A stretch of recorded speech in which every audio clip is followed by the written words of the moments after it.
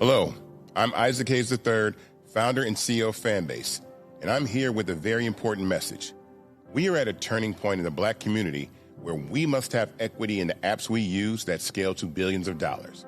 But this time, we own the infrastructure, we own the culture, and we shape the future. And Fanbase is the future. Fanbase combines the free functionality of Instagram, TikTok, and YouTube into an all-in-one platform built for the evolution of social media and monetization. With over 1.4 million users, that's real proof that we are shifting the conversation of tech ownership and equity for creators. So right now, I want you to go to startengine.com/fanbase and invest today. The minimum to invest is $399. That gets you 60 shares of stock in Fanbase at $665 a share. This marks a turning point in Black ownership of social media. If we don't take this opportunity to own social media right now, we will always be customers to our own creations. And that can't go on. So once again, go to startengine.com/fanbase and invest today. We must own the platforms where our voices live, our stories matter, and where our culture drives the world. Thank you. Folks, Black Star Network is here. Hold no punches. I'm real revolutionary right now. Support this man, Black Media. He makes sure that our stories are told. Thank you for being the voice of Black America, Roland. Stay Black. I love y'all. All momentum we have now, we have to keep this going. The video looks phenomenal. See, there's a difference between Black Star Network and Black-owned media and something like CNN. You can't be Black-owned media and be scared. It's time to be smart. Bring your eyeballs home. You dig?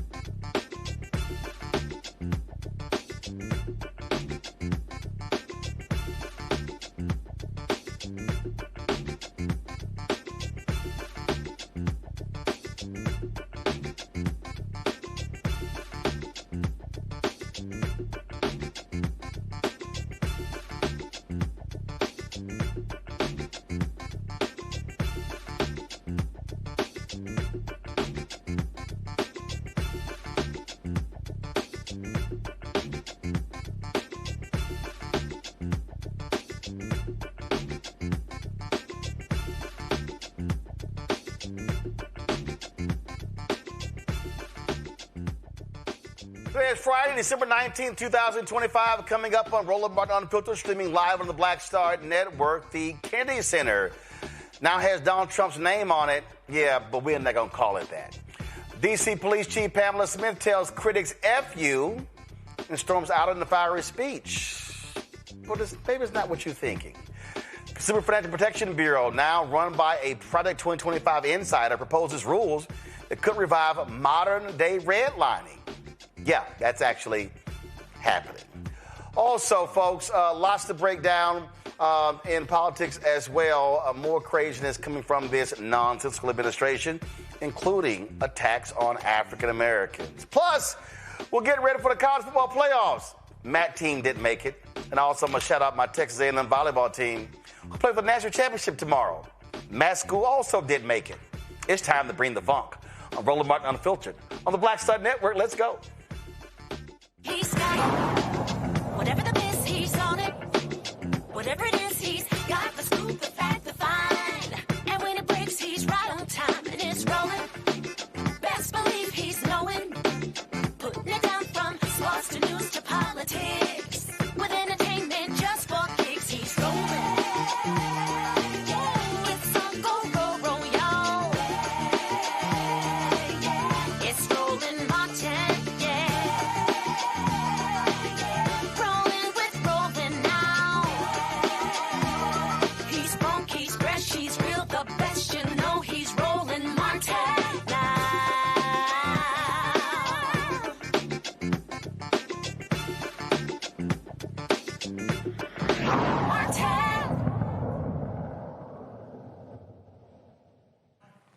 Well, the narcissist individual sitting in the Oval Office, well, you know exactly what happened here. He slaps his name on everything because he's so desperate for attention. Well, now that's the case. This here is a photo of the Kennedy Center, the John F. Kennedy Memorial Center for Performing Arts. This is, again, what is called the John F. Kennedy Memorial Center for Performing Arts. Well, poor little, this little child, the Kennedy Center board supposedly unanimously voted to put his name on because he saved it. And then he gave an interview. He's like, in the Oval Office, I was just surprised. I was surprised it happened. Here's the thing, though, y'all. This is how childish it is. First of all, you just can't just rename stuff with an executive order. This was dictated by Congress. But you know what? That idiot would never, ever accept that reality. And so that's the deal. But, and so talking about, just really screwing with a venerable institution in this country, facility they broke ground on it in December 1964, a year after the assassination of John F. Kennedy in Dallas. But again, when you're dealing with a child, that's what you are dealing with. And so he is attacking all of these systems. And in fact, if you want to understand, what's going on here, you got to realize how, again, shameful and despicable this individual is. He is desperate. He is desperate for attention. There's no amount of attention. I mean, did he not get enough as a child? But that's exactly who he is. And so he wants to destroy numerous institutions.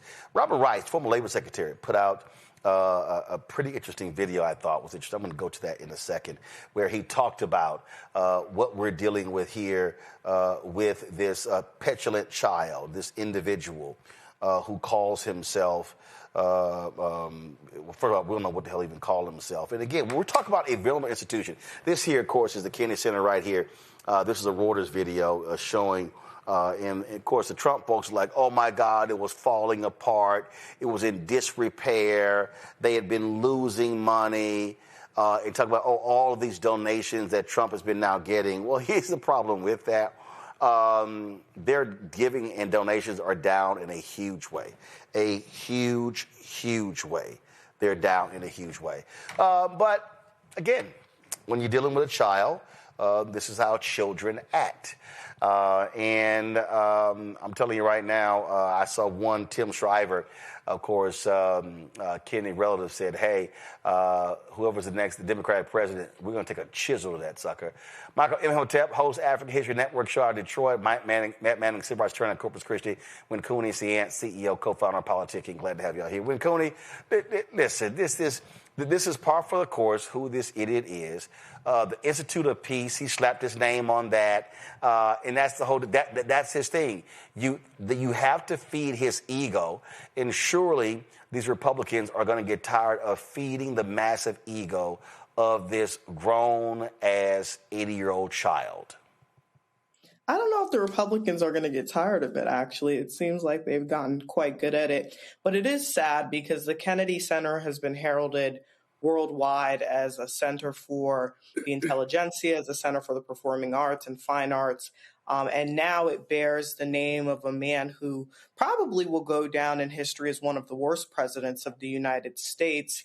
And in addition, it's insulting to put his name up there alongside President Kennedy's name. You know, President Kennedy's living grandnephew, even said that they were not happy that this is something that's illegal and it was named by federal law, as you mentioned.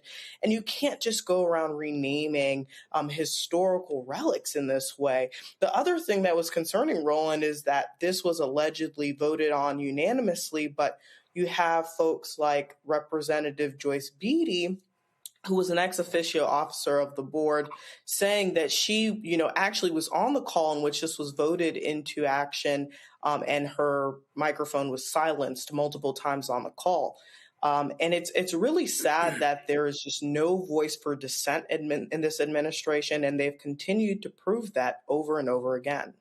Yeah, I mean, we know exactly what we get here. We get a child. That's what he is. He is a grown-ass child, Michael, and he wants to, he's destroying the East Wing. He wants to erect this massive ballroom. He's fired the architect. It's just a whole big heap of mess over there right now. No one knows what the hell is going on.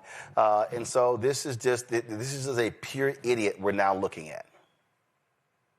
Yeah, he's a pure idiot, and this is, followed up by the Wednesday 18-minute debacle by the petulant child-in-chief, who just stood there and just went on, just rambled on and told lie after lie after lie after lie about how great the country is, how great the economy is. So here you have, another dictator fascist move from Donald Trump, the traitor-in-chief, putting his name on adding his name to the Kennedy Center. Now it's the Trump Kennedy Center. But no, it's not. No, it is not the Trump Kennedy Center. It is the Kennedy Center. That is the only Congress can change names. Right. It is the Kennedy. It's the Kennedy Center. That's what I was about to say. Only Congress can change it. It's a federal law. Only Congress can change it. Okay. So somebody's calling it the Trump Kennedy Center. Okay. It's still officially the Kennedy Center. The same way the Department of Defense is still the Department of Defense, even though they want to call it the Department of War. Okay. So once again, that goes to my point. I was about to make, Roland. We're on the same page here. He just tries to force, either by executive order or by putting people on a board to then vote and do things that are illegal, try to make them legal. This is what's taking place. But once again, these are the dictator moves. This was all predicted. And I know when Cooney said Republicans keep going along with this, but look at the number of Republicans in the House who have announced that they're not running for re-election or are retiring. As recently as today, Representative Stefanik has announced that she's not running for re-election and she's dropping out of the governor's race of New York. So some Republicans have had enough of this as well. Well, that may be the case, but you still have massive ass kissers. And one of the biggest ass kissers, Matt, is this idiot Lindsey Graham. I mean, you talk about a true idiot. Let me pull up this tweet here. I mean, it's like, dude, really? I mean, this is how bad you are at this. He was just sitting here going, oh my God, this is just so amazing. This is what this fool said. This is Lindsey Graham, okay? You thought this person used to have a sense of integrity and decency. This well-deserved honor has been given to President Trump because he has poured his heart and soul into refurbishing and revitalizing the now Trump Kennedy Center, a national cultural icon. I have been intricately involved in helping President Trump seek funding to structurally improve the facility and give it a much-needed facelift. It has been an honor to work with President Trump and his team on this project. I've witnessed President Trump's passion to modernize this iconic venue and believe the renovations and modernization efforts will have long-lasting effects for the benefit of our nation. Congratulations, Mr. President. Again, this is well-deserved. That's a massive amount of ass-kissing in one tweet. Yeah, I mean, it's supreme bootlicking, and I really don't see why you think you need to do that if you're Lindsey Graham, especially with the president who at least constitutionally cannot be reelected. We know he's, sent shots across the bow indicating he's going to try to be there for a third term. But presuming the Constitution and reasonable minds prevent that from happening, then I don't understand what the means to the end is for Lindsey Graham, especially as I think you're starting to see cracks in the Republican ranks. I think Michael's point is exactly right. They're starting to get worried about their reelection prospects and are starting to jump ship, especially when you have somebody like Stefanik, who I think is otherwise, beating the MAGA drum, jumping out of everything altogether. That to me really calls it into question. But what I think is especially interesting about this Kennedy Center, him attempting to co-opt it, is the fact that Kennedy's nephew is in his administration. Now, obviously, RFK is broken with his family, but that's a huge slap in the face, right? This is named after your uncle, and the guy who's attempting to be the dictator has decided to just slap his name on it without any authority. And I want to highlight one of the viewers in the YouTube chat, because I always see insightful things there, named Corden84, and they said something very important. They said, Roland, you're saying that he's not supposed to do that, or rather he can't do that. But we have to reframe the language. Not only can he not do that, he's not supposed to do that. And what we're seeing with Republicans is they're trying to play it both sides, right? They're trying to say the law should be used as a sword and a shield. But if the law very clearly names this the Kennedy Center and it can't be changed except for by congressional action, then we cannot allow him to have an executive order that purports to allow him to do something other than that. I mean, you've got to stand up at some point and say that's not how the process works. And if we're going to say the process must be followed in these other respects, then we can't allow him to deviate from it here. And we know that they're not doing that. That's obviously been their track record for both of his administrations. But particularly now, as their reelection prospects loom on the horizon, I would think they would be planting the flag towards keeping themselves, self-preservation, right? Keeping themselves in office. And we don't see them doing that. Yeah, this is the same person, though, who just decided, Department of War, even though same thing, you can't change it. And again, Republicans in Congress are not abiding by their constitutional duties. And so that's what we're dealing with. So it's just, this is just who these idiots are. They're just going to do stupid stuff like this all the time. Let me go to a break. We come back. We're going to talk about the economy. Isn't it amazing how even Fox News all of a sudden is kind of like, economy ain't that great. Y'all, they're scared. They're scared. You're watching Roland Martin Unfiltered on the Black Star Network. This week on A Balanced Life with Dr. Jackie, we're talking about the ups and the downs of the holidays, the ebb and flow of life, those things that keep us running and gunning. But there comes a time in each of our lives where we need to just sit down, sit back, and relax, giving you a chance to really find out who you are and how you're going to move your life forward. How do I learn? How do I grow from this? And that's where, resilience comes. I'm literally walking this out in real time. It's just giving myself all the grace, all the space, all the permission that I need. We're talking about all of these things this week on A Balanced Life with Dr. Jackie here on Black Star Network. Melanie Campbell, National Coalition on Black Civic Participation and Black Women's Roundtable.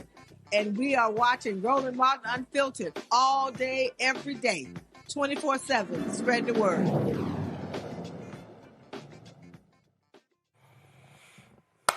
Why are Republicans freaking out? Because their dear leader has been destroying the economy. Now, the place that has been totally delusional regarding the economy has been Fox News and Fox Business. Now, we showed you Maria Bartiromo the other day going, oh, no, it's not as bad as everybody thinks. Oh, when you make $10, $15, $20 million, you don't really feel the problems in the economy. But watch this segment right here. expenses like rent, electricity, and the cost of everyday items like beef, coffee, and seafood are still up substantially from a year ago. President Trump, of course, is looking to combat concerns that costs are still too high under his administration. He's been arguing it's the previous administration that drove the economy into the ground and that his policies are restoring it. Really? So why are prices up? Not only that, Carolyn Levitt, who's the chief liar for Trump, she talked about how the unemployment rate is at a record low of 4.6%. I think it went down to 3.6% under Biden. So how is it a record low? This goes to show you exactly how delusional these people are. And I'm telling you, as each month goes by, Michael, as they keep refusing to release job data numbers, as they keep refusing to release inflation numbers, they can keep hiding the reports, but you cannot hide the pain from the people feeling the pain. No, you can't hide the pain from the people feeling the pain. And this is something that was echoed this past Wednesday in that 18-minute debacle that Donald Trump did when he wanted to brag about the economy, ignore people's pain, ignore the devastating impact that his tariffs are having. It's costing the average American family an additional $1,200 to $1,700 a year. When you look at the unemployment rate, it ticked up to 4.6%. We saw only 64,000 jobs created in the month of November. And we see the African-American unemployment rate explode to 8.3%, I think it was, 8.3%. Right now, this is the same guy who told us that immigrants were taking black jobs. Well, about 1.2 million immigrants, both here documented and legally, undocumented and legally, have left the workforce, but the unemployment rate for African-Americans has exploded, but the White House doesn't want to address that. So we're seeing that this continues to bleed. We see his approval rating continue to plummet, as it should, and this was all predicted. Hashtag we tried to tell you, don't blame us, we voted for the black woman. Well, I thought this here was pretty funny here. The labor secretary went on Fox Business, and damn, even my man here had to throw some shade at her line. Listen. So with more people searching for jobs, the unemployment rate can tick up because that means more people are getting off the sideline and finally wanting to be part of the American economy and this workforce. And at the Department of Labor, we want to stay focused on understanding exactly where we need to send those dollars to make sure that everybody has the opportunity at the American dream. That was an interesting diplomatic move, I'd say, to see a 4-year high for unemployment. It's actually kind of beneficial and good news. Madam Secretary, I'm being facetious, but I don't mean it. No, Matt, he did mean it. Well, he did. I like the shade, though. I mean, I think that was a very British way to do that. It's funny. But in any event, this is what we see them do, try to repackage it. And, I think either it was you, Roland, or somebody on your staff posted a clip that I saw on Instagram, I think yesterday, about this person in Congress, I can't remember which Congress member, talking about all the times the Trump administration claimed they were going to have a plan for health care and never came out with it. And I think this is very similar to that, because think about all the rhetoric we heard in the campaign last year about how, basically prices are going to go down day one. Biden's bad and he's kept your prices too high. And we're not feeling any difference. We're, right, people on the ground recognize that this stuff is not true. So for them to try to reframe even these unemployment numbers is absurd. It's insane.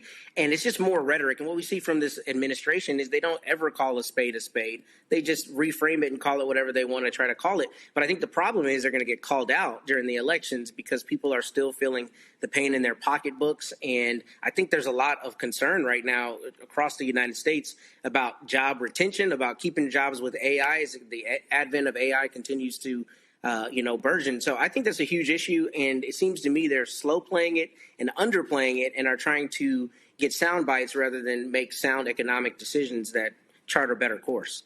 In fact, here was another discussion on Fox Business. Look, when they start telling truth to their white audience, it's going to be a problem. Month. That's 41 million homes sold on 4.13 million. 4.13 sold on an annualized basis. Yeah. That is not strong at all.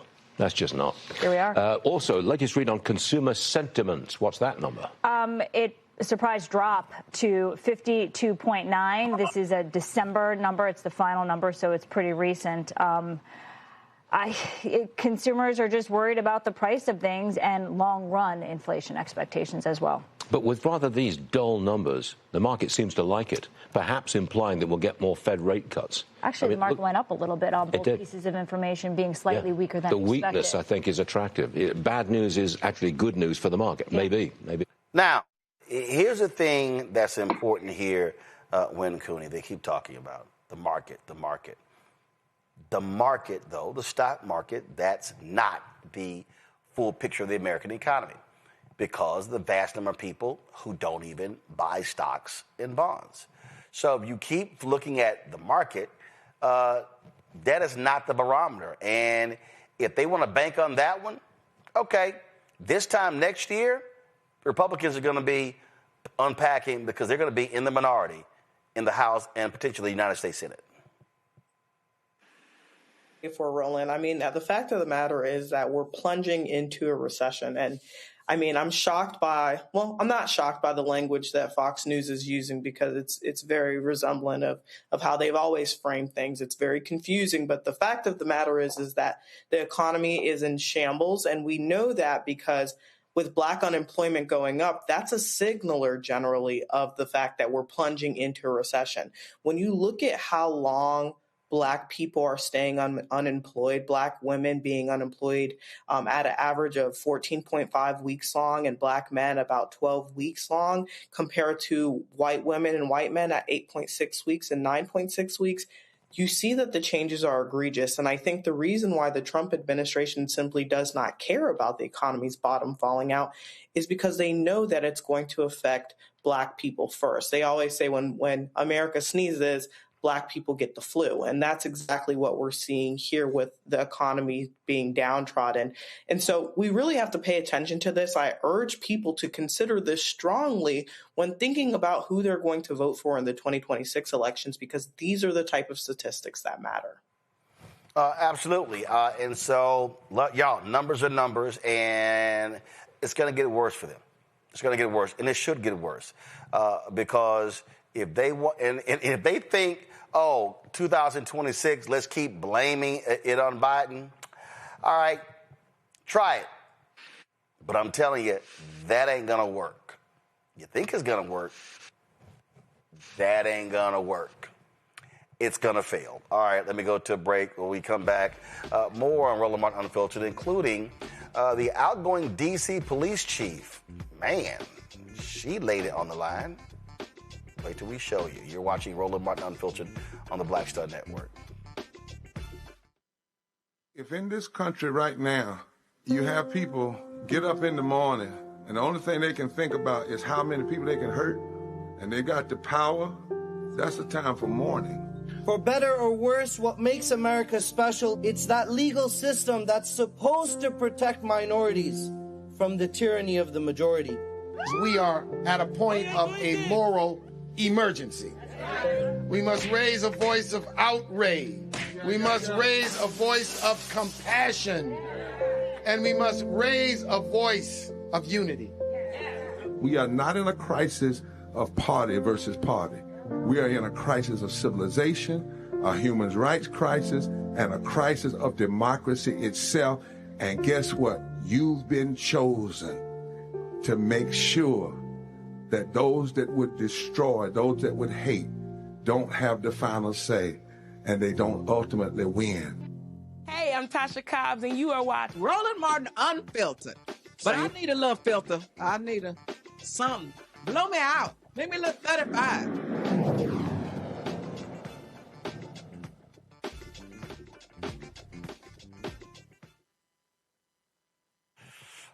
Nothing but the truth setting off a petulant child. U.S. Senator Raphael Warnock of Georgia, also pastor of Ebenezer Baptist Church, appeared on Meet the Press, and he talked about where we stand in the society. He talked about the issue of faith. Here's what he said. Senator, let me ask you about something else that you said in your speech. You said, my faith is not a weapon. My faith is a bridge. You also say quote, Trumpism is a plague on the American conscience. How do you square those two ideas for people? Yeah, as I point out, I think over the last several years, over the last 50 years and over the last year, we have seen a deepening divide between what people need from their government and what government is delivering. There's a kind of corruption, legalized bribery that attends our politics. You see it in the frustrating fight to get basic health care for ordinary citizens. Surely the wealthiest nation on the planet can afford to provide basic health care to its citizens. We suffer not from a poverty of resources, but a poverty of moral imagination. And I do think that Donald Trump, if he's better at something than anybody else, is dividing us. And I think it is a distraction. And while we are distracted and divided, we have literally witnessed the largest transfer of wealth in American history from the bottom to the top. And people are fighting. They're seeing that their costs for health care are doubling while Congress engages in everyday political games. They're seeing their utility costs go up, their grocery costs go up. And meanwhile, the president is saying that he would rate this economy an A+++. The question for me is, who is he talking about? Clearly his friends, the well-connected, the wealthy, certainly not the people that I see every day in Georgia. Ooh, Lord, that ticked off a little petulant child, the fake Christian. This is what the idiot posted on his Truth Social. Raphael Warnock was on Meet the Fake Press with a one-sided and very biased Christian Welker as the hostess. Warnock spent the entire show using religion to try and divide the country. If a Republican, in particular me, made those statements, it would be front page news. Actually, you mean 2 Corinthians? He ended by saying that he was going to his church to preach now. Well, I think that's fine. I do say, whatever happened to separation of church and state? That would be the first thing they would use against us, but actually it's something that never much bothered me. Yeah, because you don't go to church. That don't bother you. Anyway, Warnock is a lightweight whose wife correctly states that he tried to run her over with the car. Trust me, your first wife accused you of raping her. Oh, I guess we forgot. Fortunately, she was able to get out of the way and only almost lost her foot. Yeah, your first wife died and you buried her at your golf course. Warnock is a bad guy. NBC News, which is second only to ABC fake news for being the worst, should be ashamed of themselves in allowing garbage interviews with untalented and uncaring people to take place. Well, he beat the person you endorsed. The public airways, which these networks are using at no charge, should not be allowed to get away with this any longer. Oh, you hate the fact that they let people say what they feel that hurts your little feelings. They should be properly licensed and pay significant amounts of money for using this very valuable public space. Thank you for your attention to this matter, MAGA. Ain't that something? Well, Warnock's responded to the little punk child. So Donald Trump just attacked me on Truth Social, claiming that I'm using faith to divide people. He's got a lot of nerve. Remember, this is the same president who literally had peaceful protesters gassed and beaten so he could stand in front of a church holding a Bible up. He ought to read that Bible that he was holding up on that day. That Bible says that Jesus came to preach good news to the poor. He came to heal the sick. He never billed them for his services. He stood up for the weak, the marginalized, average, ordinary people. Mr. President, my faith is not a weapon, it's a bridge. And I invite you to Bible study. Maybe you can meet the Jesus I know. In the meantime, I'm going to keep fighting for the people. Now, some of you may be asking, well, what is Trump talking about? Well, his FCC, the Federal Communications Commission, they've been using that as a bully pulpit to beat down companies. In fact, one of the reasons AT&T and others announced that they're ending DEI is because Brendan Carr, who is the chair of the FCC. He literally said, if you do not get rid of DEI, we're not approving any of your acquisitions or mergers. Yep, that's why they're doing it. This week, Carr went before the United States Senate for a hearing, and man, he got challenged big time by senators over a variety of issues. This is Andy Kim of New Jersey. This was pretty good. So when you're talking about all power vested in the president, I mean, I just want to read this a little more, because you're saying not just that it is an independent agency, but you're saying that Congress did not want these technical decisions to be made in a haphazard manner or based on misinformation or short-term political interests. You specifically said it placed the authority outside of the executive branch for a reason. So you were not just stating what was the law at the time. You were stating the benefit that comes with the independence. So I guess I'm just trying to get a sense from you. If you don't think that the FCC is independent, then is President Trump your boss?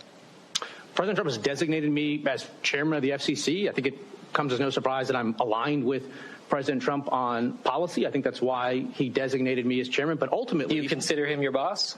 Ultimately, well, President Trump designated me as chairman. I can be fired by the president. The president is the head of the executive branch. The decisions of the commission. So he's your boss. Look, the decisions of the commission are going to be based on a vote of the three of us right here. So there are some things that are different about that. And our decisions are going to be based on the facts and the law and the record. You swore an oath when you came into your job, right? Does the oath have the word president in it?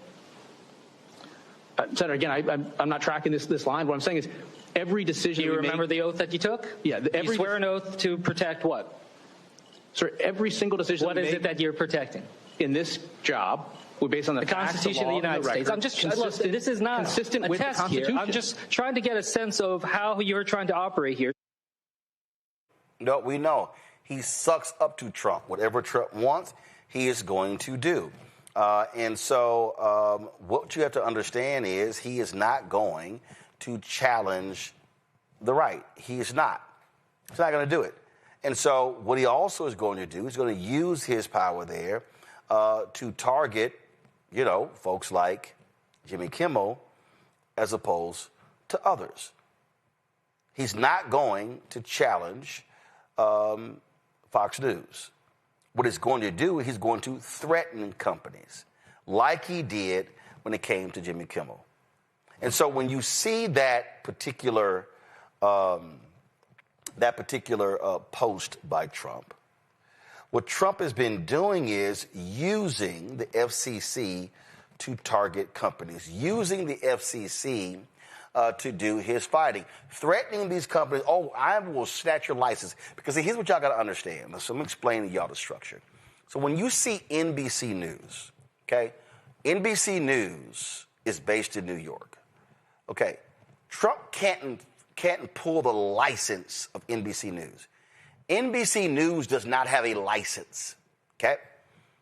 The federal government approves licenses for individual TV stations, which means that you have owned and operated stations of NBC and ABC and CBS and Fox, okay? But most of the stations that carry their programming, they don't own. So when he says, I will pull the license of NBC, well, that can only impact the stations that own. So that's a sacred license, and nobody wants to lose their license, okay, because you're pretty much printing money. So this is how he is weaponizing the FCC to attack people. That's what he's doing. We have never seen a situation in American history where an occupant of the Oval Office is literally weaponizing the federal government to attack folks he don't agree with. That's what he's doing. It's all about vengeance. And this individual is leading that. Man, I saw something a few moments ago. There was a law firm that bent the knee to Trump. Well, so many of their top talent left the law firm. That firm is now having to merge with somebody else in order to survive. That's what happens when you bend the knee to Trump. And it's interesting you say that. I think I've said it on the show before, but there have been a number of Facebook groups that I'm in as a lawyer, and there have been lawyers who have been excoriating the other lawyers from these firms who've bent the knee, saying if any part of the populace is best equipped to fight back and is duty bound to fight back, it's us, right? It's us who file the documents in court. It's us who craft the arguments to stand up for everyday people and corporate entities alike.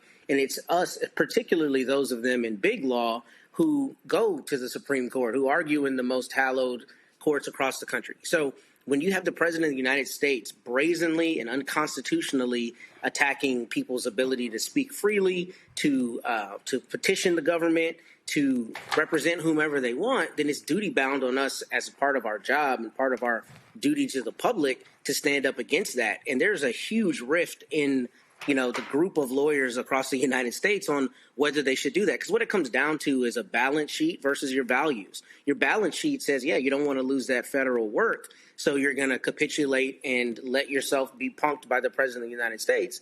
And then you have other people that say, no, we can't do that because I wouldn't want to work with a law firm that wouldn't stand up for itself, let alone for me. So that's what happens when you bend the knee, and I'm sad that a lot of my colleagues at some of these firms have done that. But I'm also proud of those who have stepped away and who said, look, I cannot be party to this because if not us, then who? And I think that's what you're seeing. That's why that firm is having to merge. I saw a note about that this morning in something I read about those two firms merging, and I didn't realize that was the background.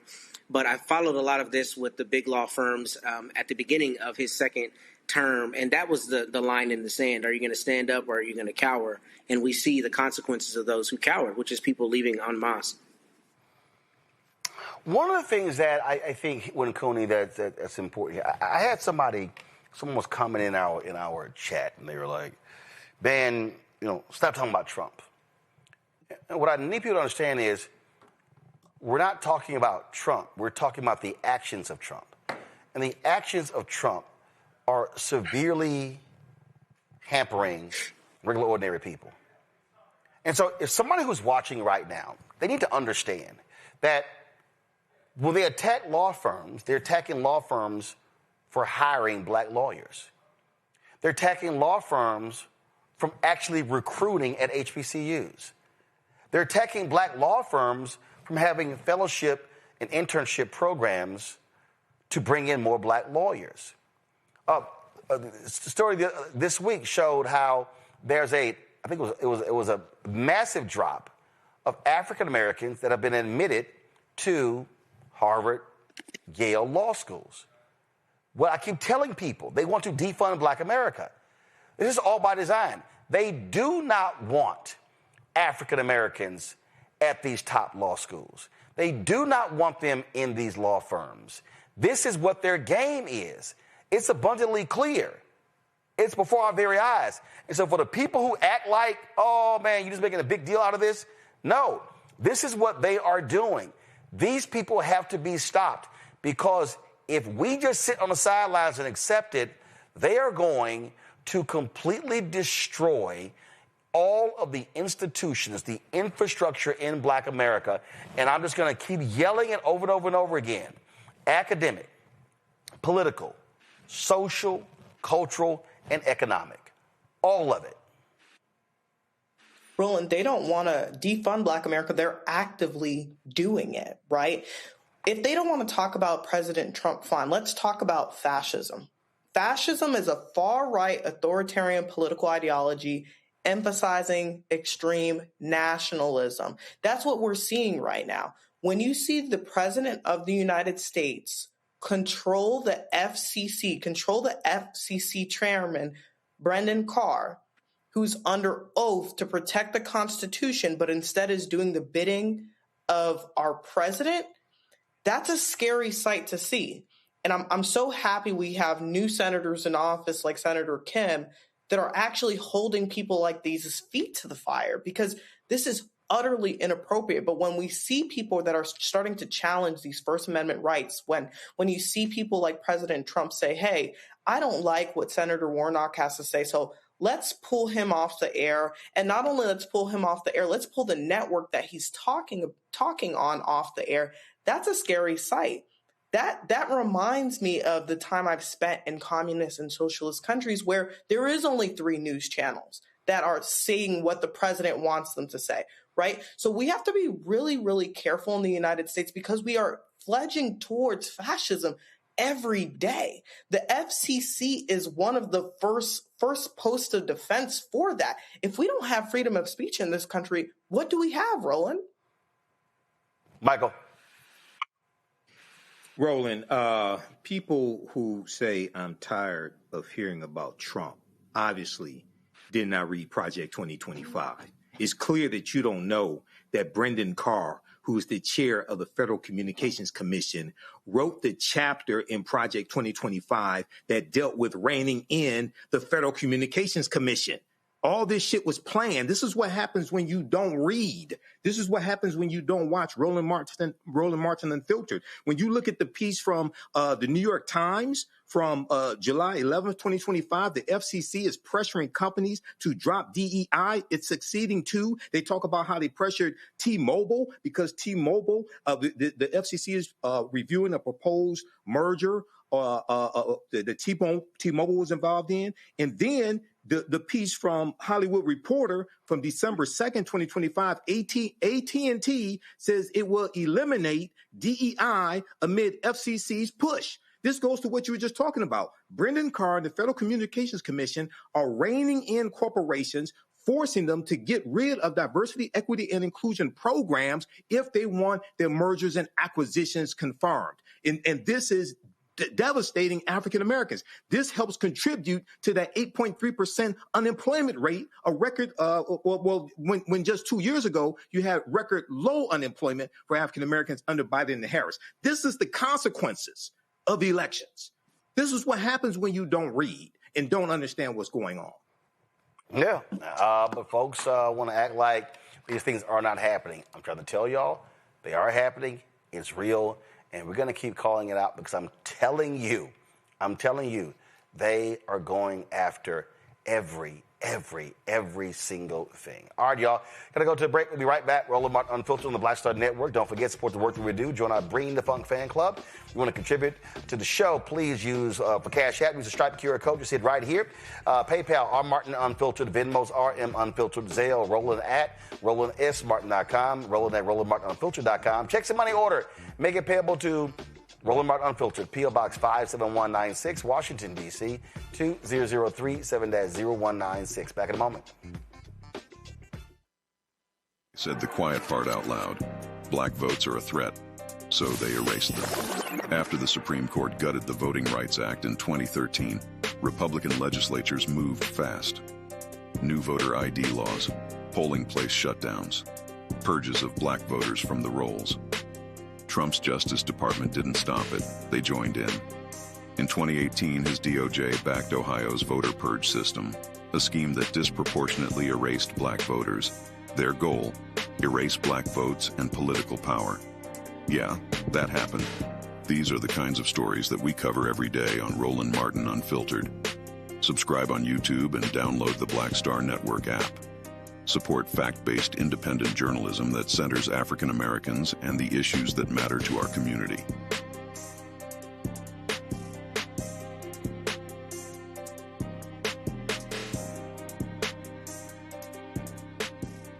It's your boy Earthquake, giving Roland Martin something to do, because he don't know what to do. He's from Texas. Ain't his fault.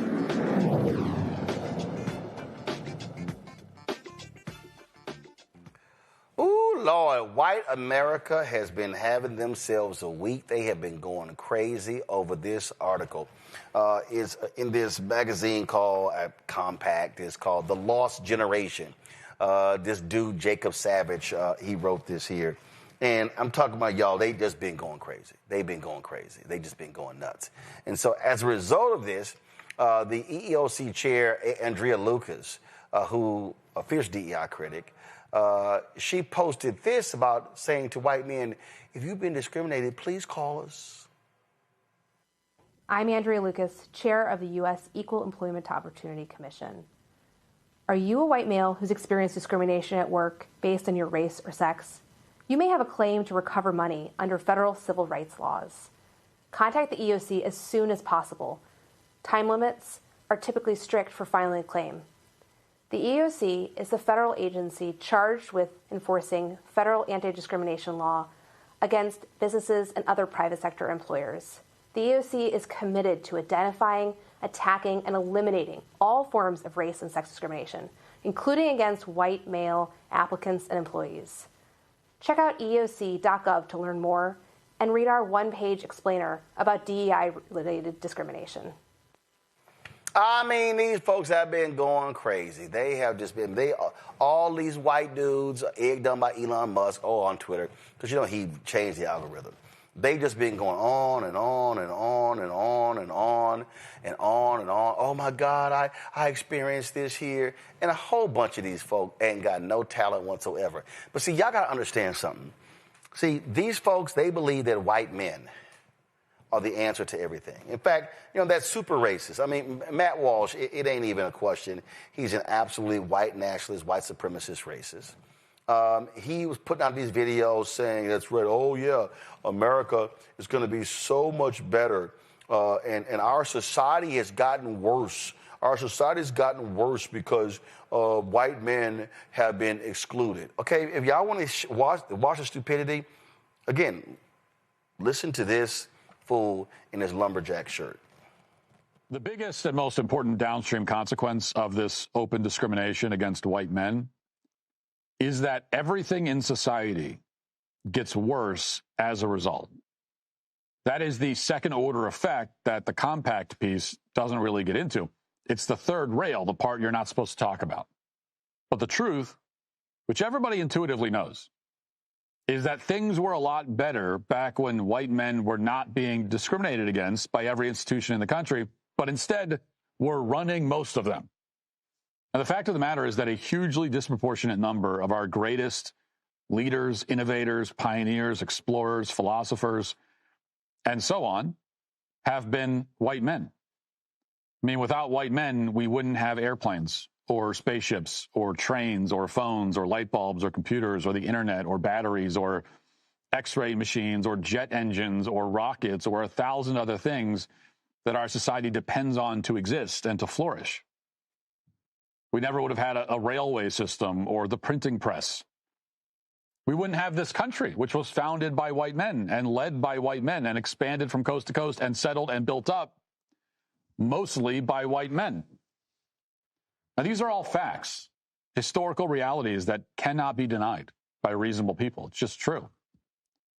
And while black women are encouraged to be proud of the historical achievements of black women, whatever those might be, and Asians to be proud of Asian achievements and Native Americans of Native American achievements and so on, white men are the one group on in the entire face of the planet who've been forbidden to even acknowledge what other white men have accomplished, much less to express any pride in it, God forbid. Instead, our society set out on a campaign to punish and exclude and alienate this very group. That is their reward for having carried the weight of Western civilization on their shoulders. But white men, as it turns out, they're not just good at building and flying spaceships. They're also good at writing television shows and covering the news and teaching students at the university level and so on. In fact, in the aggregate, based on every existing piece of available evidence, white men are better at all of these tasks than the allegedly underprivileged communities that are replacing them. And if that sounds harsh, I really don't care. It happens to just be true. Allegedly underprivileged.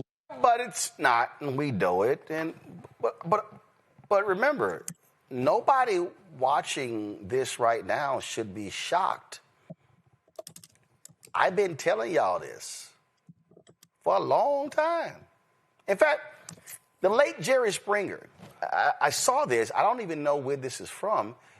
This is literally what Jerry Springer said about where we stand right now in America. The election of Trump as basically white America's last stand against multiculturalism. There were a lot of people that just see the whole world moving away from them. They see all this globalization. They see their kids dating someone of a different religion or a different race. They see gay marriage is suddenly okay. They see all these things happening. They see the music. They see the television shows. They see everything moving to the left. And how do they stop it? How do they stand up and say, we've had enough? And when you look at where Trump's votes came from, they literally came from communities where there are no Hispanics living, where there are no blacks living, where there are no Muslims living. So how did these people even feel threatened by multicultural America? It's just they want to say time out to this liberalization of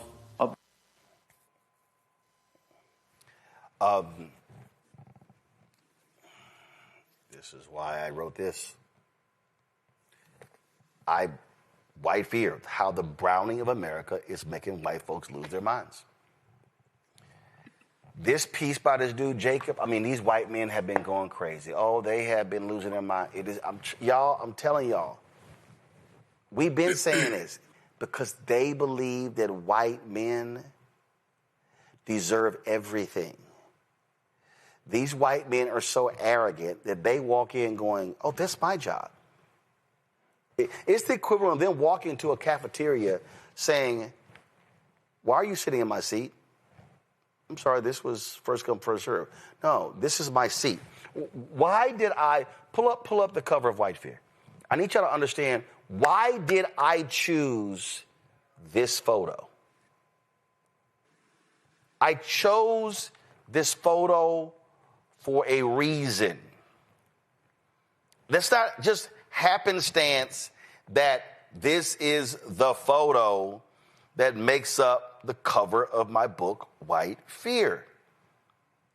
When I was sitting here going through, I chose it for a reason. And what was the reason?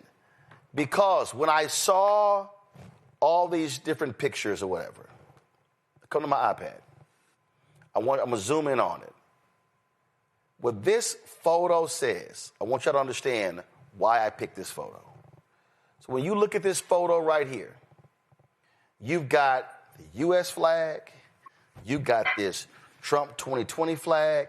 I'm shocked there's no Confederate flag in here. I'm sure it may be somewhere. You got the United States Capitol, and you got this white man, his arms are outstretched, and he's saying, all of this is ours. That's why I chose that photo.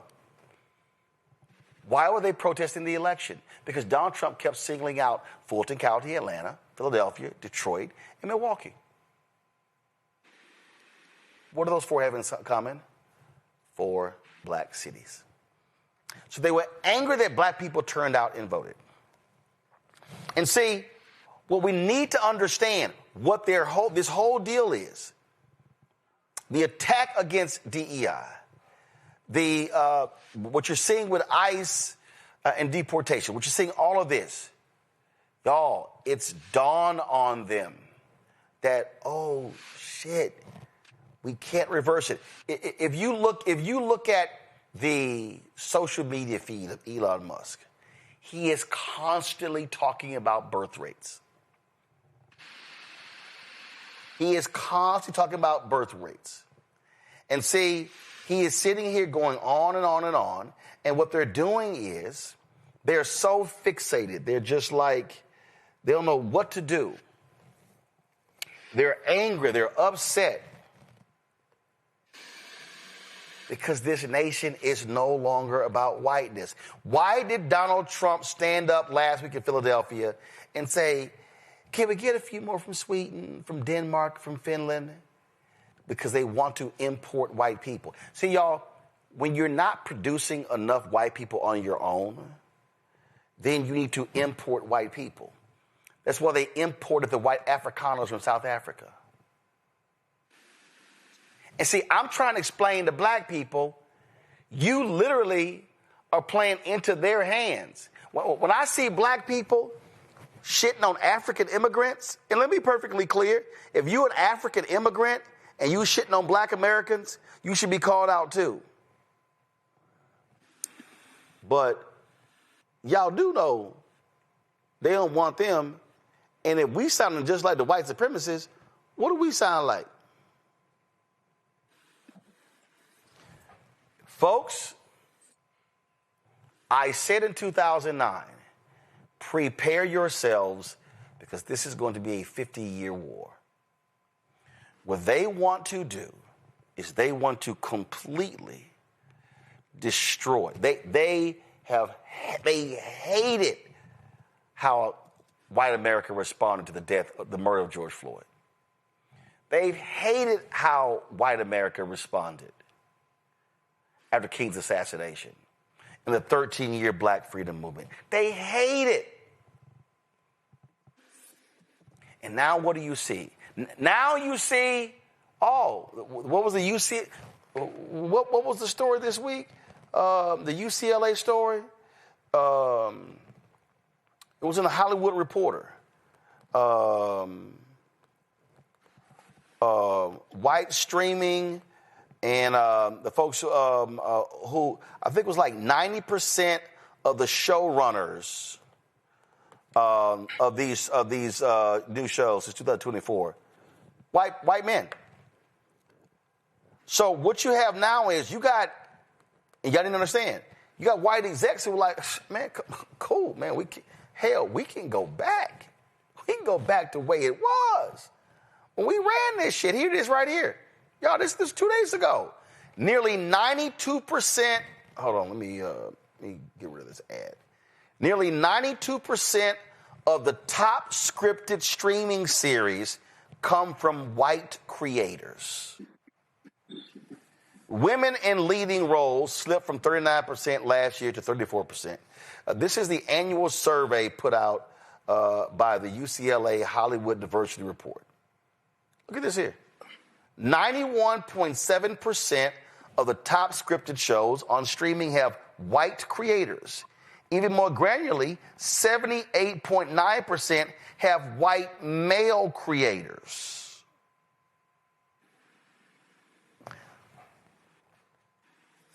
The execs are like, man, cool.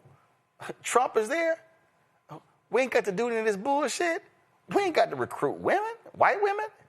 We ain't got to recruit no black people, Latinos, Asians. Yo, white is right, baby. We back in business. The corporations are going, oh, man, cool. We ain't got to go to that damn National Black MBA. Oh, the hell with the National Bar Association. Damn the National Dental Association. Forget the National Association of Black Journalists. Forget the National Society of Black Engineers. We ain't got to do none of that shit anymore. Because Donald Trump has said, yo, we good. So what's the downflow of that? You don't recruit black talent. You don't hire black talent. Now all of a sudden, the median wage of black people is going to drop. You already see more than 300,000 black women being fired this year alone. How do y'all not see what the hell is going on? Do y'all now see why I don't give a shit when somebody asks me, did I watch the Diddy documentary? Do y'all understand what I'm talking about here? Listen, I'm being clear. They want to wipe out black infrastructure everywhere. And these white folks are jumping on this. And see, you got to understand, it's a whole bunch. Y'all, look at this. Maybe this chart. Look at it. Share of all show creators by race and ethnicity. Look at that. 91.7% white. My man Howard Bryant, sports writer, he said, oh, you know things change because you ain't never seen this many cowboy hats on TV. What you're seeing is, through mass media, the programming of whiteness because of white fear. When Cooney, folk better wake up. Because, again, if they maintain control of all three branches of government after 2026, the damage that they are going to wreak in the next 3 years will make the last year look like child's play? There's so much to address here, Roland. The first thing is the chair, Andrea Lucas. I couldn't take that video seriously. I thought initially that it was an SNL spoof, but I'm frightened to know that it's not.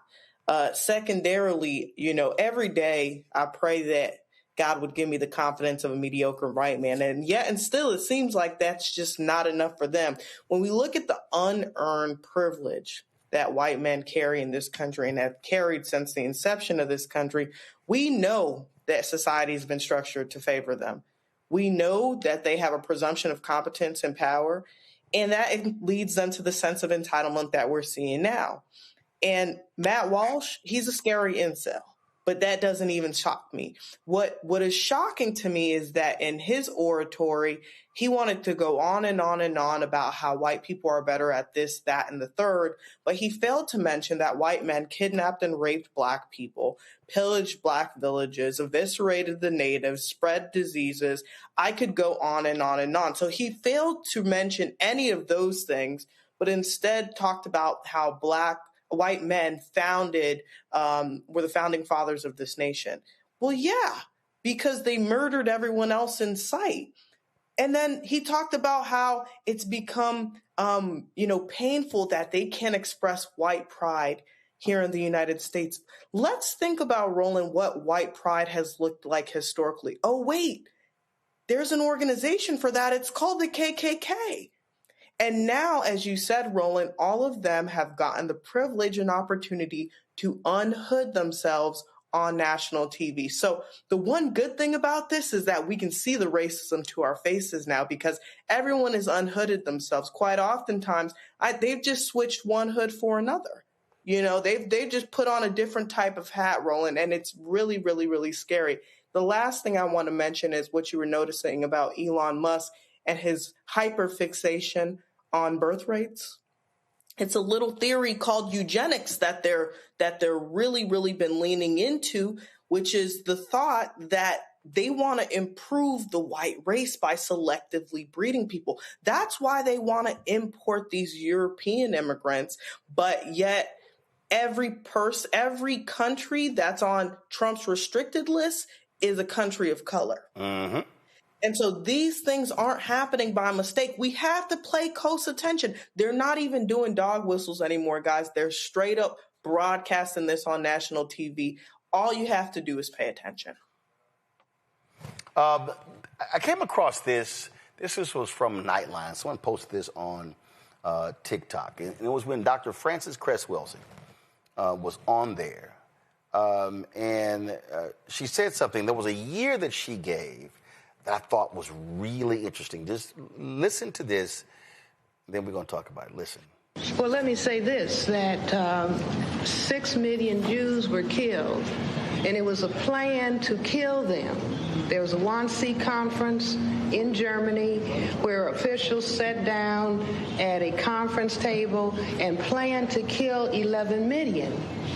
The Semites of the Jewish religion did not believe that anybody would do that to them. And when people began to talk about something is being planned to destroy us, I suppose then also that people said, oh, that's a conspiracy, nobody would do it. Are you seriously suggesting that there is a comparable plan in the United States today? Are you really? See, wait a minute. We have to see the thing that we're not doing and the thing that we are constantly avoiding is talking about racism. Now, let me tell you what I understand racism to be. Racism is a behavior system that is organized because white people are a minority on the planet. They are a tiny minority of the world's people. The black, brown, red, and yellow people are the world majority. That's right. Not only that, white people are genetic recessive in terms of skin coloration. You see somebody like whose skin is white, if they have sexual relations with a black person, the product is colored. And there is the fear of white genetic annihilation. It existed in Europe. It existed in Germany. It exists here today. And this is why people, I mean, it's written about in the Washington Post, in the New York Times, in the Washington Times, when there are discussions that go on like this by year 2080. The majority people in this area of the world are going to be the blacks, the Hispanics, and the Asians. Oh my, we must do something about it. Mr. Cobb. Now, you see, it's the same discussion that goes on in South Africa. Let this gentleman respond. But let me just finish this quickly, and then I'll sit you've had a good long run, but so. Let me just say this: that if we understand the white fear of genetic annihilation, which was why Willie Horton could be used as a very profound symbol by the Republican Party to win its election, then we will understand what is happening to the black male in this society. The black male is the threat to white genetic annihilation. Right. And so he is profoundly attacked in this society. And if we begin to understand that, we understand what happens to the black family. If you remove the father, then the son is wandering around confused, doesn't know what to do, will get together in a gang, and ends up being depressed, getting on drugs, and going to prison. And in the United States, in Washington, D.C., I believe we have the second highest incarceration rate, second only to South Africa. And so in South Africa, you have black men in the work camps, and the women on the Bantu stands, and here we have the black men in prison and the women in the projects, and the male children going unfathered. Now, I say that racism is responsible. Okay, go ahead, sir. All right, so Michael, this one jumped out at me. And I've been trying to figure out when this was broadcast. Mm-hmm. And this is the thing that I need everybody to understand. She said 2080. Right. Okay, 2080. Then it became 2070, then 2065, then 2060. Then 2055, then 2050, then 2045, then 2040. Then it got, all of a sudden, I get 2039, 2038. And everybody was, see, when it first happened, folks were like, man, listen, that thing is so far off, I ain't even going to be here. Folks said, ain't no big thing. But all of a sudden, that thing kept dropping. Now it's 2043. That's a 37-year difference. So when that report, I remember when the report came out, America one day is going to be a nation majority people of color. People said, man, that's 2080. Oh, hell. Now it's like, oh, damn. And like I said in my book, White Fear, what did it for me was when I saw the story and there were 10 states where the average white death rate was higher than a white birth rate. And that's when I said, oh, it's on. Yes. So much here, Roland. I'm going to have to do an extended segment on the African History Network show about this. First of all, thanks for playing Dr. Frances Cress Welsing. I knew Dr. Welsing. I interviewed her 3 times on the African History Network show. She was a brilliant sister. She taught us a lot about racism. Racism is a system of advantage and privilege distributed based upon race that comes out of the ideology of European white supremacy for the purpose of preserving genetic white survival. Okay. And she learned a lot from Dr. Nellie Fuller as well, who's an ancestor now, who recently passed away. And Dr. Welsing is an ancestor as well. When you talk about birth rates and you talked about Elon Musk and birth rates, this goes back to our segment a couple weeks ago about that little punk ass Nick Fuentes. And I talked about how white people, the percentage of white people in America in the 2020 census dropped to 57%. Alarm bells went off because that's the first time their percentage dropped below 60% since 1790 when the first census was taken. So she hit the nail right on the head, and this is connected to Project 2025 with the attack on diversity, equity, and inclusion. You have to understand, Andrea Lucas, the white woman who you just played in that PSA, she's the chairwoman of the Equal Employment Opportunity Commission, a civil rights commission. And one of the initiatives of the Trump administration is to go after white grievance and to position white people, especially white men, as the ones who have been discriminated against by diversity, equity, and inclusion, civil rights laws, etc. And all you got to do is read the article from Axios.com from April 1st, 2024. It's not an April Fool's joke. It's called Trump Allies Plot Anti-Racism Protections for White People. And this article talked about what would happen in a second Trump administration. And it said if Donald Trump returns to the White House, close allies want to dramatically change the government's interpretation of civil rights era laws to focus on, quote, anti-white racism rather than discrimination against people of color. Now, this came out 7-8 months before the 2024 election. Axios.com warning us what was going to happen. This is why elections have consequences. This is why you have to watch the Black Star Network, because we told you what the hell was going to happen. And too many black people, too many Latinos, etc., sat their asses at home. Okay? This is why the 2026 midterm elections are so important. Okay? We got to vote these people out.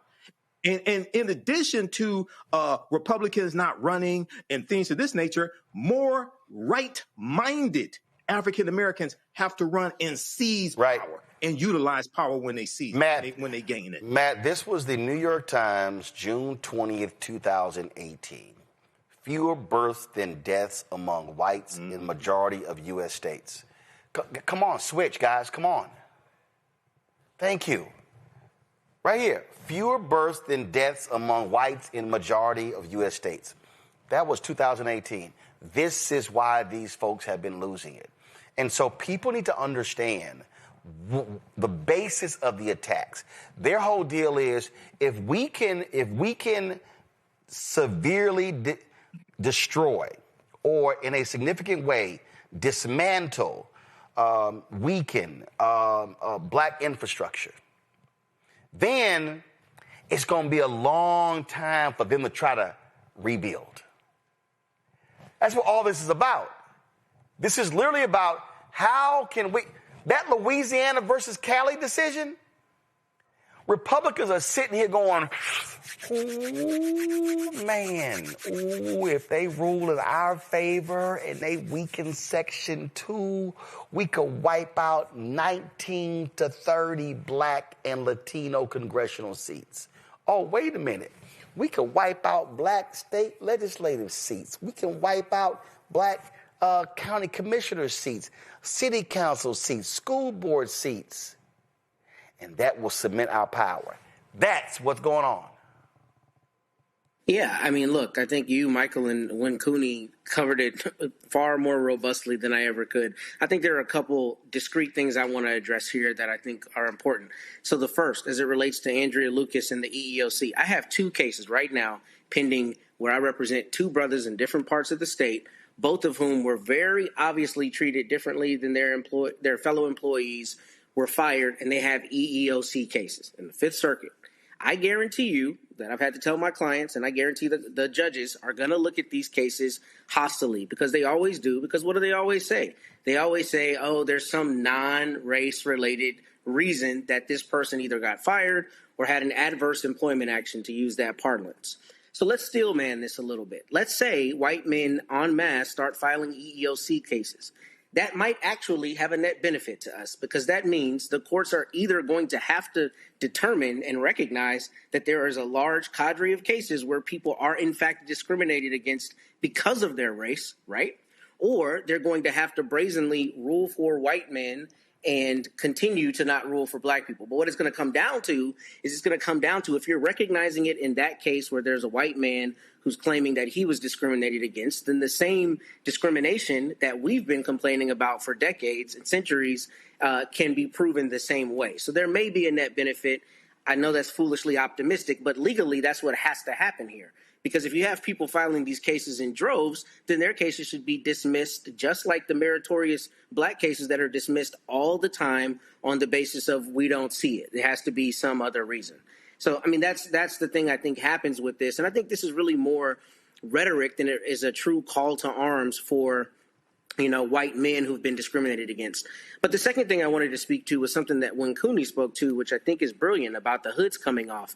But, the hoods coming off, to me, it's not the person who was willing to wear a hood that concerns me. It's all the neighbors. It's all the people who live in polite society who don't have the gumption to come out and say that they're scared of black people or they think black people are mongrels and don't want to live alongside them. It's all the polite society types who are hiding behind the rule of law and structure and infrastructure, the Ryan Walters types and all these other types who are doing things like at Texas A&M, talking about you can't talk about gender and diversity, but I guarantee you they want every single one of those Negroes to run that football in your playoff game, right? Those are the people that are more concerning to me because that is the section of society who has always wanted to espouse these values and always felt like we were coming for their jobs and their lives and their women and all these other things and don't have the gumption to say it. But now they're being emboldened to say it. And that, to me, is what's far more concerning because, to your point, those are all the micro decisions every day when it's the people on the local level that are denying you benefits, denying you the fullness of your citizenship, denying you the rights to things you should have, denying your ability to elect the person in your community that you should be entitled to elect. That's what's happening. It's an erosion on all levels, to your point. And I think it's the polite society types we should be far more worried about because they're the people who are not as brazen with their racism, but who clearly espouse those same views. And see, again, I need y'all to understand why. You're like, I don't understand. Why? I'm going to find the Robert Rice video and play it in a second, where he's like, y'all got to understand why he's attacking institutions. Now y'all got to understand why these right-wing folk, why are they attacking the colleges and universities? This was, again, this week in the New York Times. The conservative overhaul of the University of Texas is underway. The school has been brought to heel by conservative critics of higher education.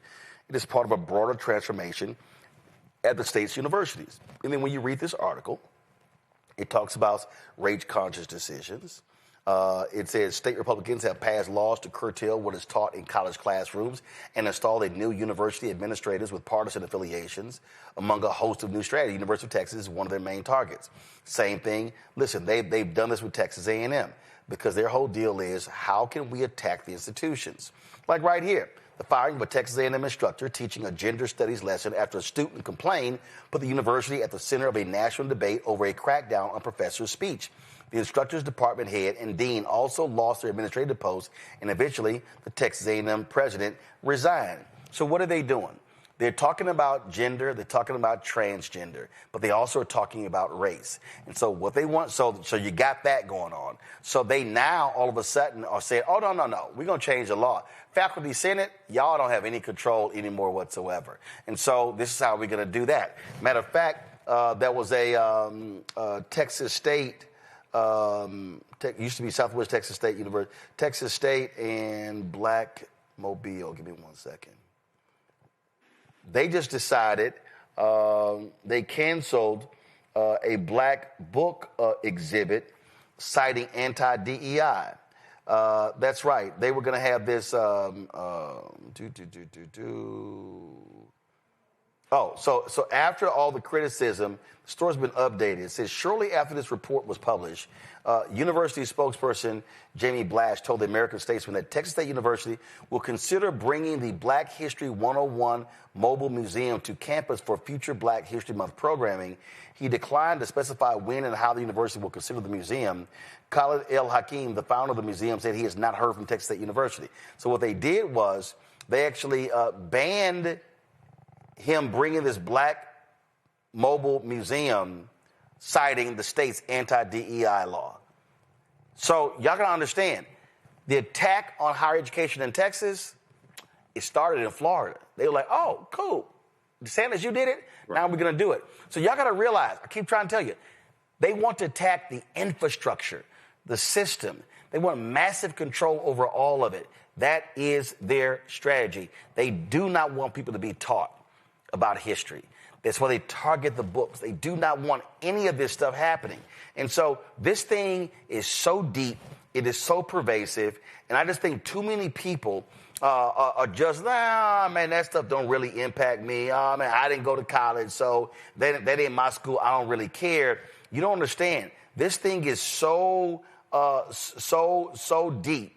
And again, they are going after systems, institutions. It is all by design. Watch this Robert Reich video. Why is Trump trying to fire you? Well, Elmo thinks it can marry me because Mr. Trump is mad at Sesame Street for making fun of him. I'm Donald Trump, and I have more trash than all of you, so yeah. But trying to cancel Sesame Street, which has helped children learn to read and count for over half a century, is part of a larger plan. Trump is waging a war on the American mind. Throughout history, tyrants have understood that their major enemy is an educated public. Slaveholders prohibited enslaved people from learning to read. The Third Reich burned books. The Khmer Rouge banned music. Stalin and Pinochet censored the media. And Trump, like past authoritarians, wants to control not just what we do, but also how we think. He has embraced one of the mottos from George Orwell's 1984. Ignorance is strength. He knows that an uninformed public is easier to divide and conquer. I love the poorly educated. There are 5 facets to the authoritarian attack on our minds. Number 1, rewrite history. The protagonist of 1984 works in the so-called Ministry of Truth, where he's made to literally rewrite history because Big Brother knows that he who controls the past controls the future. That's chilling in a dystopian novel. It's even scarier in real life, where Trump and his MAGA cronies are making schools whitewash slavery and segregation, cover up the genocide of Native Americans, and erase the LGBTQ rights movement. Authoritarians know that if they can convince us our country has never been wrong, they can make us believe our ruler is always right. If they can make us forget how brave activists fought for change in the past, they can stop us from seeking change in the future. Rewriting history goes hand in hand with the next facet of the attack on our minds. Number 2, gut education. As Trump tries to abolish the Department of Education, he's also proposing to cut funding for K-12 public schools and to force universities to give him influence over student admissions, faculty hiring, and what's taught. As a professor, I know firsthand how education empowers young people's minds. We can't have a functioning democracy if people cannot deliberate critically about it. That's why authoritarians replace education with indoctrination. Children will be taught to love America. Children will be taught to be patriots. Instead of teaching students to think for themselves, authoritarians seek to instill blind allegiance and to suppress dissent. That's why the Italian and German fascists of the 20th century immediately turned their country's educational systems into instruments of the party. Placing a chokehold on universities also relates to the next facet of the attack. Number 3, dismantle science.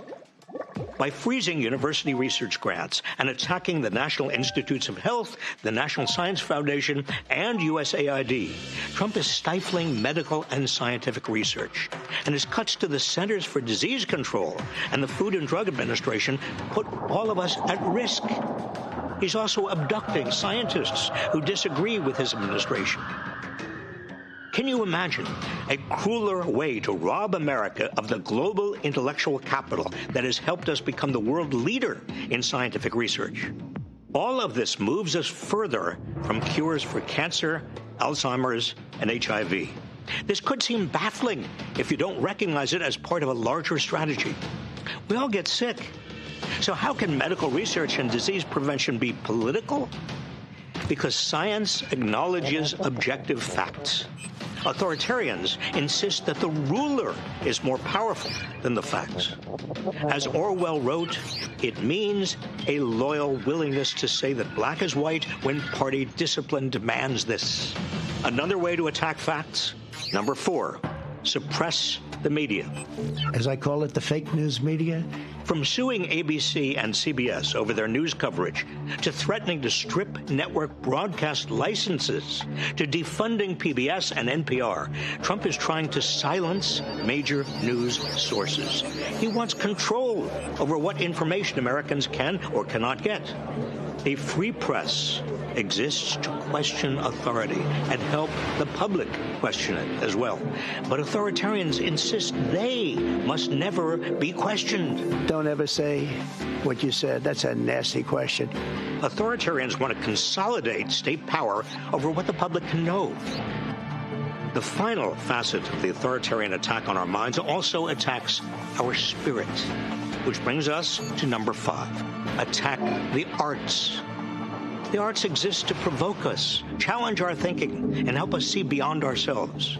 They're an important and independent aspect of an educated society, which is why authoritarians have historically attacked the arts. So it's no surprise that Trump is canceling grants from the National Endowment for the Arts, dictating what's displayed at the Smithsonian, and has installed himself as the chair of the Kennedy Center for the Performing Arts. To limit art is to limit free speech and expression. It's a crucial step that authoritarians use to silence anyone who dissents through creativity. Added up, these 5 facets of Trump's attack on the American mind render us less informed, less inspired, and easier to control. They empower him to divide us with hatred and fear, and they prevent us from discovering that we have more in common with one another than with the authoritarians who try to rule us. This attack on our minds reduces our capacity for self-government because ignorance is the handmaiden of tyranny. Please help spread the truth by sharing this video. Tony, I wish people really would wake up and realize how serious this thing is. Me too. I'm really, really happy that you showed that video, actually, Roland, because, to what you were saying earlier, I'm not even surprised about the indoctrination of Texas. As you said, it's a playbook play off of what we've seen done in Florida and what we talked about a few weeks ago with Turning Point USA and starting in high schools with the Club America. Indoctrination is going step by step. If we look at the 5 steps delineated, rewrite history, we've been seeing that done. They're taking the books out of the classrooms. They're gutting the education system. They're dismantling sciences. They've torn apart all of the national institutes of health and all of the other healthcare agencies and scientific agencies that help us move forward and be the champions of the world in science.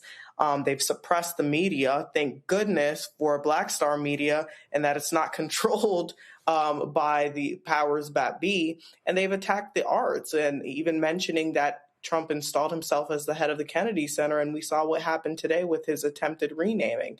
And so these facets have been followed to a T. And like I said before, we're on the cusp of fascism.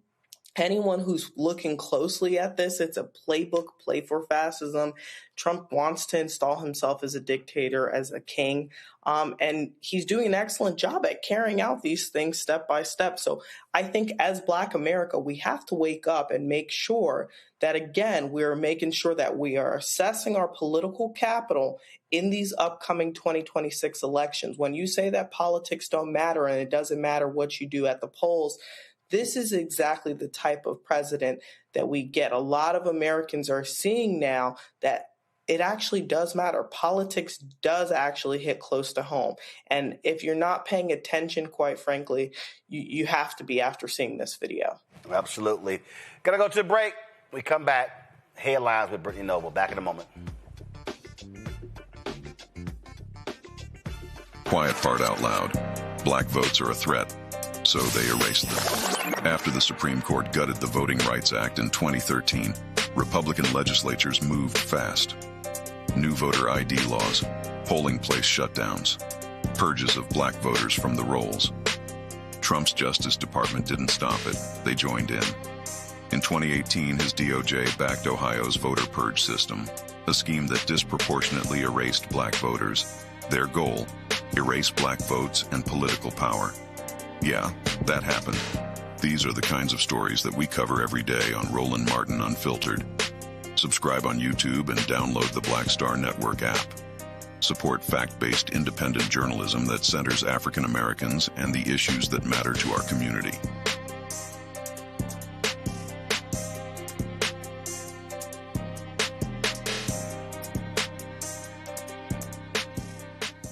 Hello, I'm Bishop T.D. Jakes, and you're watching Roland Martin Unfiltered.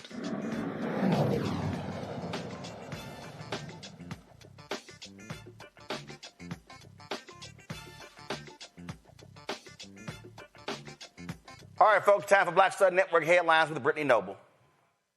Roland, Black Lives Matter members in South Bend say the city's Community Police Review Board is failing to hold officers accountable. On Thursday, members canceled their meeting, further delaying a review after police officers detained a 14-year-old girl outside a McDonald's in August. The meeting agenda included a vote on whether to uphold the department's decision to exonerate the officer, as well as discussion of possible policy recommendations, specifically whether the police department needs clearer age-specific de-escalation training.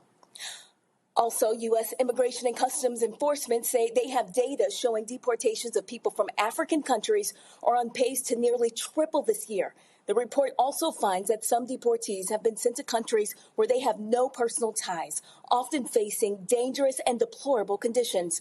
Organizers with the Movement for Black Lives say black migrants now make up 10% of the black population in the U.S. and more than 7% of all non-citizens, arguing they are disproportionately targeted. Well, new research from the American Cancer Society finds that black Americans continue to face significantly higher cancer death rates than white Americans. Black men have a 14% higher overall cancer mortality rate, while black women face a 10% higher rate. Researchers say barriers to prevention, screening, and quality care remain key drivers of these disparities. Well, after facing backlash for displaying black Santa decorations in his yard, Chris Kennedy is now taking his message on the road. Since 2020, Santa Chris has made nearly 100 appearances each year, spreading holiday cheer all over Arkansas while promoting inclusion and representation. He says his visibility has inspired other black Santas and Santas of all backgrounds to join the movement, reinforcing the message that Christmas traditions and holiday magic are for everyone. We'll have much more for you coming up on Roland Martin Unfiltered. Stay with us. If in this country right now, you have people get up in the morning and the only thing they can think about is how many people they can hurt, and they got the power, that's the time for mourning. For better or worse, what makes America special, it's that legal system that's supposed to protect minorities from the tyranny of the majority. We are at a point of a moral emergency. We must raise a voice of outrage. We must raise a voice of compassion. And we must raise a voice of unity. We are not in a crisis of party versus party. We are in a crisis of civilization, a human rights crisis, and a crisis of democracy itself. And guess what? You've been chosen to make sure that those that would destroy, those that would hate, don't have the final say, and they don't ultimately win.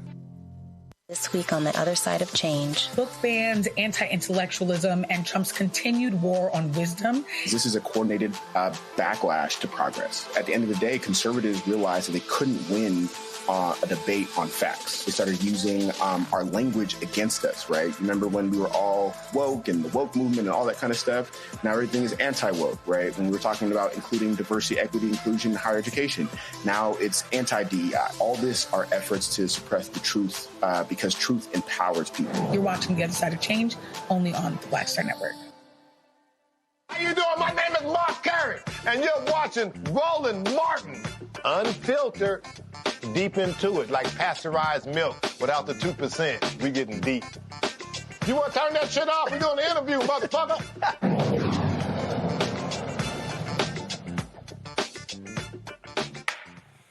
Folks, the Consumer Financial Protection Bureau, founded under President Barack Obama, which is now led by someone tied to Project 2025, is proposing a rule change that could quietly bring back modern-day redlining. Right now, banks can be held accountable when their policies hurt black borrowers, even if they don't admit to discrimination. This new proposal would weaken these protections, making it easier to deny loans and harder for our communities to fight back. This story was done last month. Go to my iPad. This is Reuters right here, where they lay it out. And so it's as a result of an executive order signed by, well, you know, the twice impeached criminally convicted felon in chief, Donald Trump. And so, again, look at this here. Requiring companies to prevent discriminatory outcomes in practice encourages favoritism and unfairly burdens them, according to the White House, a position rejected by consumer advocates. So, I mean, Matt, I don't know how many times I can say they don't give a damn about black people. They don't give a damn about protecting. They say corporations, man, y'all can do whatever y'all want. If y'all want to screw these people, go right ahead, and we gonna let y'all do it. Yeah, I mean, that's what they're going to try to do. I think hopefully 28 U.S.C. Section 1981, which protects your rights to contract and to engage in business and to not be discriminated in those contracts, is going to stay on the books, and you can call your friendly civil rights lawyer to file a lawsuit on your behalf, even if CFPB is not going to stand up for you. I mean, from an infrastructural standpoint, this is part and parcel with what we've talked about all night. They're attacking everything and trying to find every way to undermine people's ability to vindicate their rightful claims, right? Where you've gone into a store, you've gone somewhere, you try to get a mortgage, you try to get an auto loan, and the lender has discriminated against you and not against some white person, applying. There actually has to be some kind of recourse, and hopefully with 1981 and some other sections that they'll be able to continue to do that. But this is stupid. I don't understand why you would even want to die on this hill, but we see that Republicans and MAGA, all these people are doing everything that they can to erode all protections, unless it's a white guy who's being discriminated against, as we've spoken about earlier in this case. Well, one of the things that they've done, Michael, is they have absolutely tried to gut the Consumer Financial Protection Bureau. They tried to get rid of it through the Supreme Court. That didn't work. And they've been letting companies off the hook, just dismissing cases, not paying fines, and screwing customers, screwing regular everyday workers. Yeah, and this is, once again, the consequences of elections is something that we warn people about. And what's taking place here is, Donald Trump signed an executive order targeting disparate impact liability as well. So that plays a part in this. The Legal Defense Fund did a press release about the negative impact that this rule change would have, especially on African Americans. And they talked about how this deals with disparate impact, deals with the legal framework that is long served at identifying and addressing discrimination that hides in plain sight, things that are very subtle, embedded in the structures of lending, hiring, housing, education, policing, and healthcare. So this has wide-ranging implications, okay? This also is in that same vein of the attack on diversity, equity, and inclusion. And as you talk about, Roland, defunding Black America.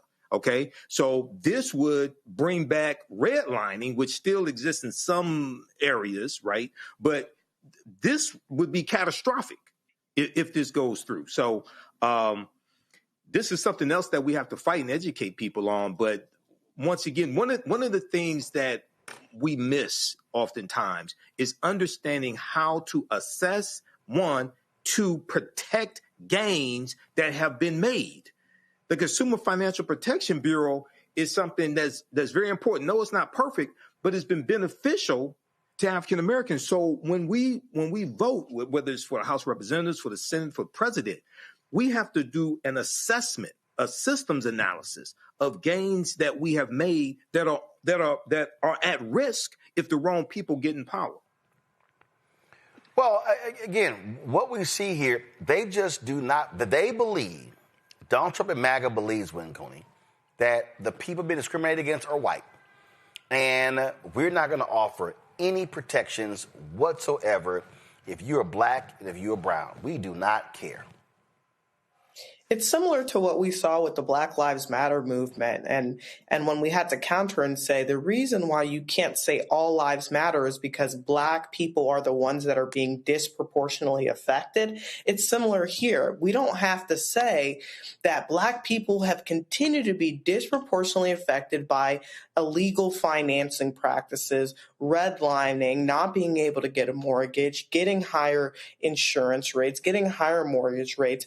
All of these things have been inherently baked into the American economy. So when we have things like the Consumer Financial Protection Bureau that are created to help protect, Black and brown people from continuing to succumb to these financial mispractices, and then you have someone like Russ Voigt, who's the Project 2025 architect that's now running this organization, you see that that's been effectively co-opted. But it's extremely important that we realize that without these protections, we're moving back into the early 1900s, into the 1800s, where Black people couldn't get a fair mortgage, when Black people couldn't live in communities with their white neighbors, when Black people couldn't send their students to certain universities.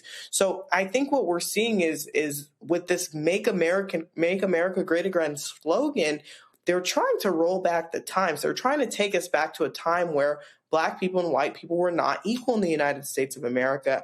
And the more we learn that this is happening, the more we need to be acutely aware of it and put an end to it. When I say Jim Crow 2.0, that's not an overstatement, Matt. And people have to understand what that means. Again, when you start stripping away the protections, if you strip away protections on voting rights, stripping away protections on civil rights, which both impact economic rights, that's Jim Crow 2.0. Yeah, it is. And I'm really glad you say that, because I think a lot of times with both the media and people talking about these issues try to compartmentalize them, right? And say the effect of this one law being repealed or rescinded or affected in some way is going to affect this one discrete aspect of life. But the reality is it is a full frontal assault on all aspects of life to make life worse for Black people by not only devaluing Black people, but by leveraging the infrastructure to put people in on things like the library boards. I mean, we've talked about it here, but it's been a huge issue in this community. The literal library boards, who's sitting on the library board, what book is being put in, all of that is, as Michael always says, it's part of a, Project 2025 and a larger assault on every aspect of it. And I want to correct myself earlier. I said the wrong number. It's 42 USC 1981. But the point is, look, if the judges aren't going to honor the law, if people are going to get the ability to bring non-meritorious cases, including Trump himself bringing an FTCA case for being prosecuted where that case would be thrown out for any other person, it's just a matter of playing the game however you want so that you ultimately win is ultimately what we're seeing.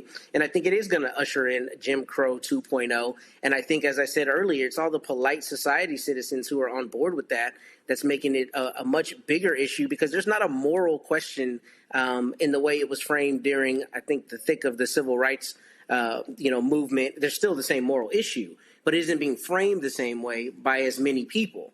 Because part of it is, you've got all these people at all levels of white society primarily who are on board with this, and they're not seeing people getting hosed down in the streets the same way, but they are seeing people continue to have their rights eroded and continue to have things like redlining happening in 2025. So it's a full frontal assault, and I think we have to look at how all of these parts coalesce together to make a worse quality of life for us. And again, on this point, I need people to understand what is going on here. And really, I'm talking about folks, y'all got to get this. And we can't just keep just walking around like, all right, man, this really ain't no big deal. Yeah, y'all saying this here. This is what has to be shared. There's a complete downflow to all of this. It's a complete downflow. It goes top to bottom. It goes top to bottom. And if you do not have a political change, which then leads to a judicial change, then you have all of the systems at one time firing against folks. And that's the piece, Cooney, I need folk to get. This is happening. The pieces are firing. They're firing. Michael, they're firing. Matt, they're firing. And if you see the attack on the legal, because they want to limit the legal folks from being able to sue, now folks are like, yeah, we can't take that case because if we take your case, they're going to come after us. They're going to lose our other clients. And so when the lawyers are afraid, when the media is afraid, well, hell, Michael, I don't know who you got left. Who else, beyond legal and media, who really are the watchdogs? Yeah, well, you know, you have activists, but but the activists, but media has to cover what the activists do. The activists do. Otherwise, you could just be yelling, and then the lawyers also file cases on behalf of the activists. Right. No, I understand it's all connected, and unfortunately, a lot of activists don't understand how law works or politics, for that matter. Yeah, this is why we have to keep educating people and building power, and also leveraging our economics to enforce our political agenda. So all of this is connected. The tariffs. There was an article from blackenterprise.com that I was reading and that I shared on my social media that deals with how Trump's tariffs have stymied black business growth. Well, you had black economic empowerment gurus or whatever the hell they want to call themselves that were telling black people, you don't have to vote. You just have to build businesses and do like the Asians do and invest in the stock market or things like this, right? Well, all this is being attacked. The tariffs are drastically hurting African-American owned businesses to the point where they have to shut down. Then you have 8.3% unemployment rate for African-Americans, right? We're about to lose 22 million, about to lose the Affordable Care Act subsidies. So there are going to be a lot of black people walking around with no health insurance, okay, as well as white people. It's going to devastate red America. It's going to devastate these former Confederate states. So we have to understand politics is the legal distribution of scarce wealth-bound resources and impacts every aspect of our lives.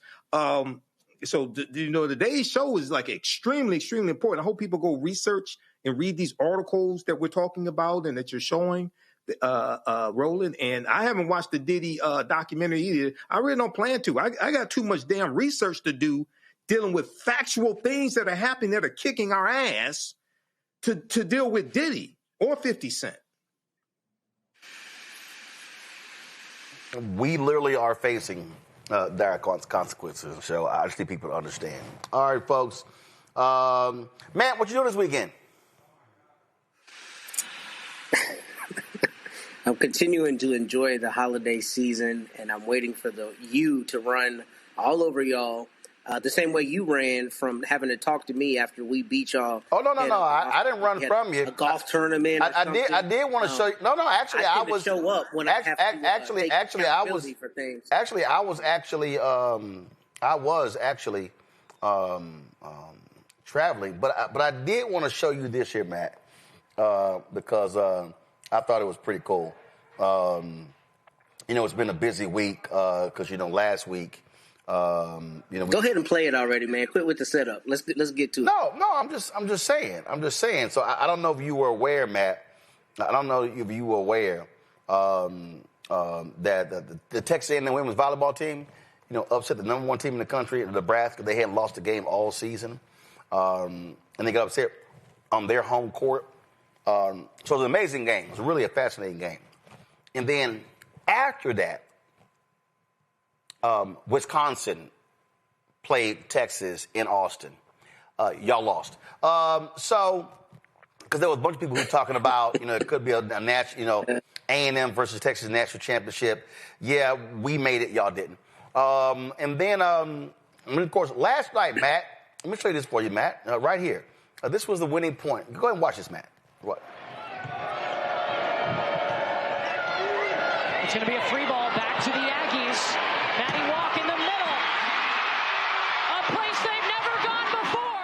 So that was the point that put Texas A&M volleyball in the national championship game. So looking forward to that. Then, of course, tomorrow at noon Eastern, it's going to be Miami, the Hurricanes playing A&M in Kyle Field. So your Longhorns playing this weekend? I wanted to ask you, who would you say is the most celebrated college coach of all time? That'd be Nick Saban, right? No, I'm asking. I'm asking. Y'all have to pipe in crowd noise at I'm asking. Actually, that's a lie. That's a lie. I'm asking. No, that's a lie. That's a lie. Says it. No, first of all, Truth, right? Nick Saban says a lot of bullshit that's not true. But again, are y'all playing this weekend? We are not playing this weekend. Oh, and I do appreciate. I'm sure it was planned. I do appreciate you wearing your Howard Bison shirt.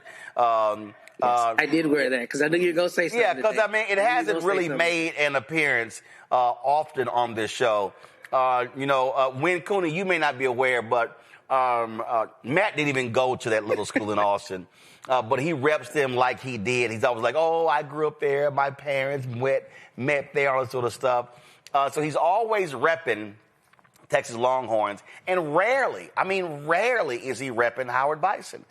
So we appreciate Matt actually repping the school where he got his undergraduate degree from. So what I'm hearing. Hold on 1 second. You're against Hold on. You're against No. Seems to be a problem. No, actually, I would think you have black love for your college. I do. I have great, deep, abiding love for alma mater. But really, I also have abiding love for accountability, which is why I show up when I lose, unlike you, who just happens to Hold up. You stop. Hey, Matt. I don't know. I can't help. Matt, I can't help it that I'm in great demand. Oh, here we go. I mean, I'm at a disadvantage on this show because your mic is like predominant over mine. But what it comes down to, Roland, is no, it's not. I literally. We whipped that tail. If I'm correct, undefeated. And I was correct, and we're in the playoffs, and you're not.